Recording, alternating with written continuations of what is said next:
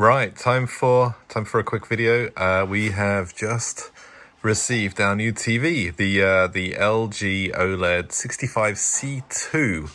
So that's the new 2022 model of the LG OLED. And yeah, I'm really excited to unbox this, get it up on the wall.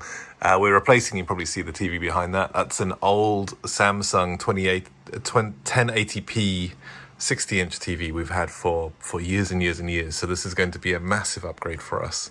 So yeah, this is just going to be a quick video. Just going to unbox it, take a quick look around it, and then hopefully get it onto the wall and get it mounted onto the wall with all the cables and get it set up so that we can start to use it. So yeah, next step, let's get it unboxed.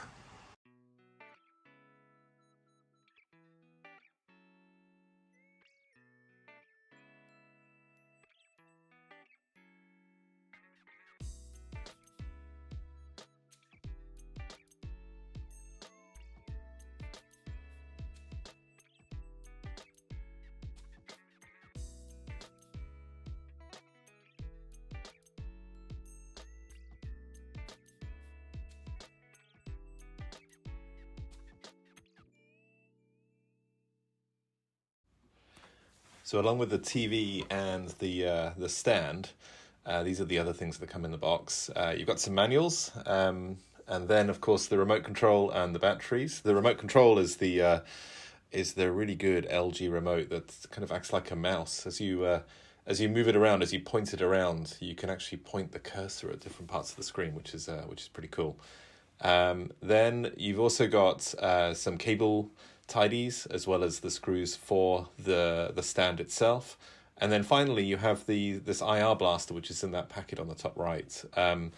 That's pretty cool. What that allows you to do is you can there's a port on the side, which I'll show you in a second, that you can plug the IR blaster into, and that means you can then put these IR blasters inside a cabinet or basically wherever it is that you need your TV to be able to control whatever the source is. So let's say you have a DVD player or a Skybox or something that's hidden behind the TV or in a cabinet somewhere. You can plug that IR blaster into the side of the TV, put the IR blaster end inside the cabinet, and continue to control your Skybox, as an example, using your LG remote control, your TV remote control. Just makes it nice and tidy and hopefully easier for the family to use. Just a single remote for all of your devices. Right, take two. I just recorded all of that and didn't actually press record. But anyway, right, so I've got the brackets, the brackets on the back that will allow me to put this onto the wall. But just before I do, I thought I'd just quickly show you the ports on the side. One of the things I really like about this TV is that the ports are all on the back, all on the side. There are none on the back of the TV, which makes it much, much easier to wire it all up once it's hanging on the wall. But just to quickly go you through what we've got here, we have an IR blaster, which hooks in with the IR blasters that came in that pack that I showed you earlier. Two aerial inputs, one for a satellite and one for a standard aerial. Optical digital out, a LAN port, 4 HDMIs. I think they're all 2.1s, HDMI 2.1s, because they're all 4K 120 hertz, and one of them is an eARC out, which I'll be using to connect up to my Sonos soundbar. And then finally, 3 USBs. I think they're all the same, but yeah, there are 3 USB ins as well. So the power cord actually comes out the back here. I think this is wired in, which is a little bit annoying if you had to try and get this plug through the wall.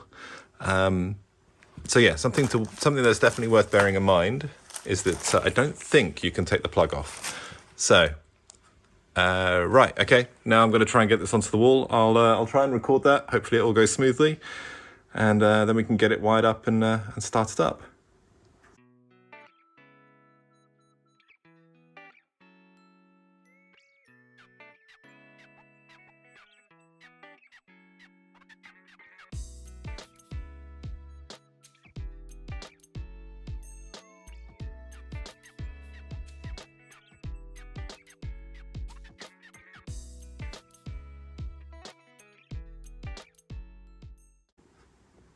Right, yeah, it's on the wall. Looks really good, I think. Right, let me show you what I've done. On this side, I've plugged it all in. This is what I mean by those side-mounted ports. It makes it so much easier. So we've got the HDMI from my HughesSync box plugged into port number 1, HDMI 1. That's then got everything else, Apple TV, etc., plugged into it. And then on HDMI 2, we've got another HDMI socket, HDMI cable, sorry, going off down to the Sonos. And then I've also plugged in the RJ45, the network cable. So I think we're ready to turn it on and see what happens.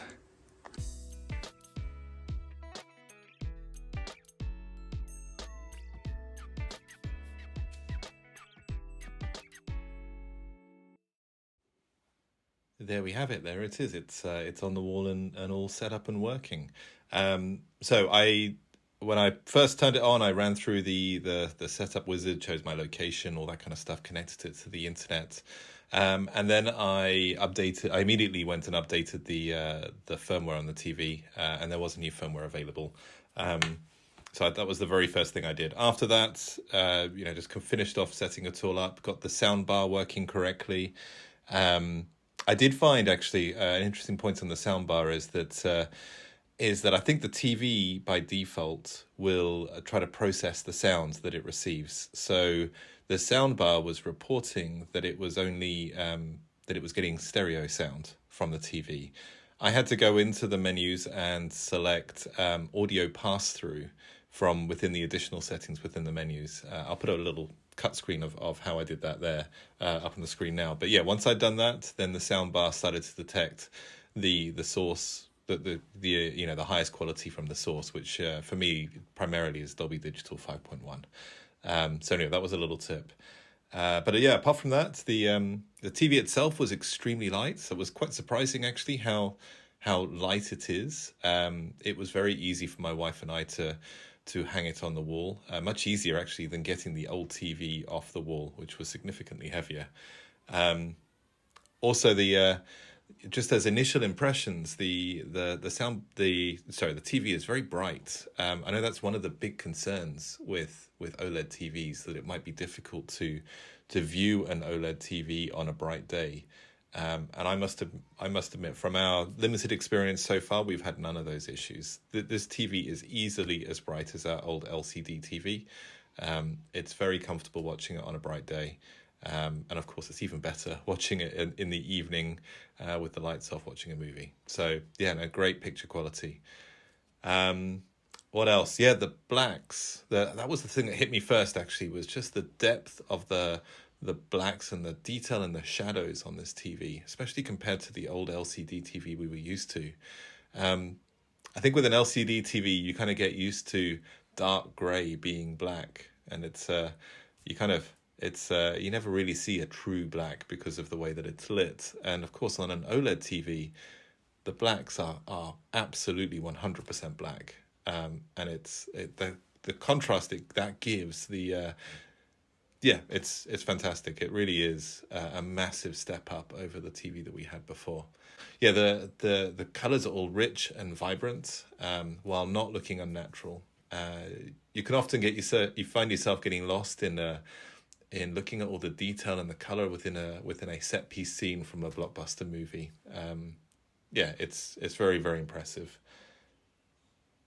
The only criticism I have at this point of the TV itself is that it's got a glossy finish to the TV, which means that it's very reflective. So I have found myself needing to close the curtains, not because of brightness, but just purely because of the reflection from outside on the TV. I'll put up a scene from the Top Gun Maverick trailer now, and you can see that those patterns you can see are actually the curtains that up directly behind the camera. And yeah, the screen is very, very reflective, far more reflective than our old TV. I have found that sitting slightly off center you can actually mitigate that reflection quite easily, but it's definitely worth considering or worth bearing in mind. It's very reflective. I suspect they've done that because the glossy finish on the TV highlights or enhances the contrast. But yeah, there is the negative that you do catch a lot of reflections if you're not careful. Right. Yeah, and I think that's it. I mean, this was just an unboxing and initial impressions, but our initial impressions of this TV are very good, very strong. It's it's a big step up for us over our old TV, and yeah, we're really looking forward to testing it out on more of our favorite films and movies over the next little while. Yeah, I hope this video has been useful. Yeah, please give it a thumbs up if you like it, and subscribe for more content like this. If you have any questions, please do ask them in the comments below, and I'll do my best to get back to you as quickly as possible. All right, until the next one. Thank you.